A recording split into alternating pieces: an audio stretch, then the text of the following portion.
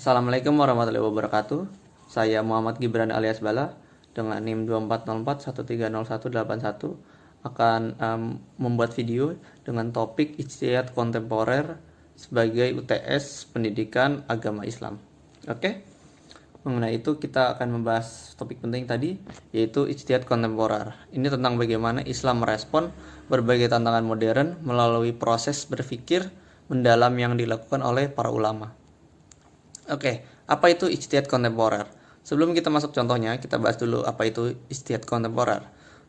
Ijtihad secara sederhana, ijtihad adalah proses menggali hukum atau solusi atau suatu permasalahan dengan cara yang mendalam, berdasarkan Al-Quran dan hadis.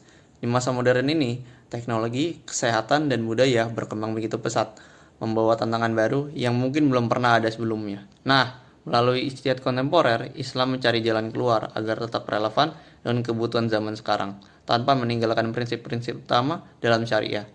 Oke, contoh pertama adalah bank syariah. Dikenal sebagai bank yang tidak memiliki riba, bank syariah sendiri melarang karena riba dapat dianggap merugikan pihak-pihak tertentu dan memicu ketidakadilan.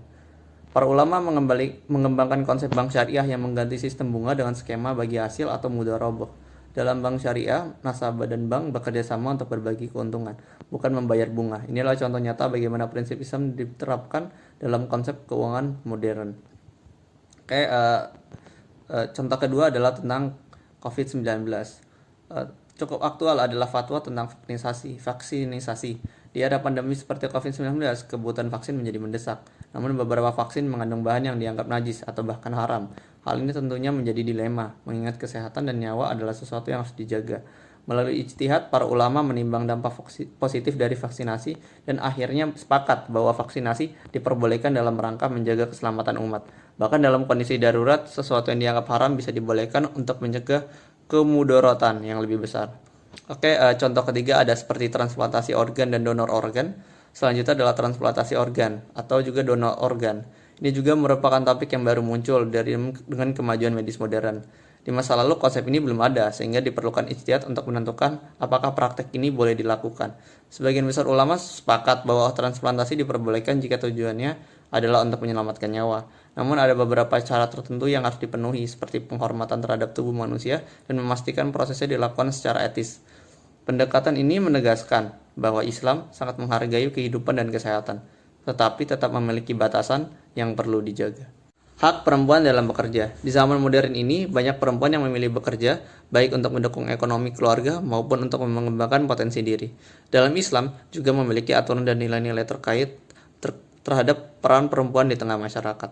Dalam ijtihad kontemporer, para ulama menegaskan bahwa perempuan memiliki hak untuk bekerja asalkan pekerjaan tersebut halal dan dilakukan untuk menjaga nilai-nilai kesopanan dan ditanggung jawab. Misalnya, perempuan tetap diizinkan menjalankan kewajiban dalam keluarga.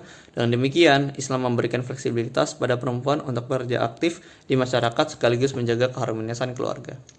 Oke, contoh kelima adalah teknologi reproduksi. Contoh lainnya adalah contoh teknologi reproduksi seperti bayi tabung atau fertilisasi in vitro.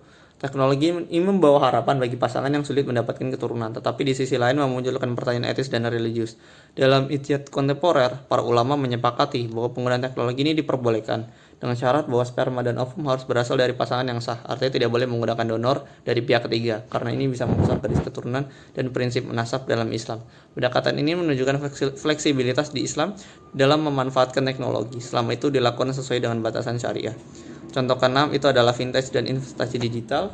Di dunia digital telah membawa perubahan besar dalam dunia keuangan dengan adanya vintage dan investasi digital. Contohnya seperti cryptocurrency. Fenomena ini sangat baru, bahkan di dunia umum masih banyak yang belum benar-benar memahaminya. Maka para ulama bekerja keras melalui ijtihad untuk menentukan apakah praktik seperti ini diperbolehkan. Sebagai contoh, beberapa ulama berpendapat bahwa cryptocurrency bisa diperbolehkan selama itu jelas fungsi ini tidak mengandung unsur spekulasi yang berlebihan atau perjudian. Ijtihad kontemporer ini dilakukan untuk memastikan agar umat Islam bisa ikut berpartisipasi dalam perkembangan ekonomi digital secara halal.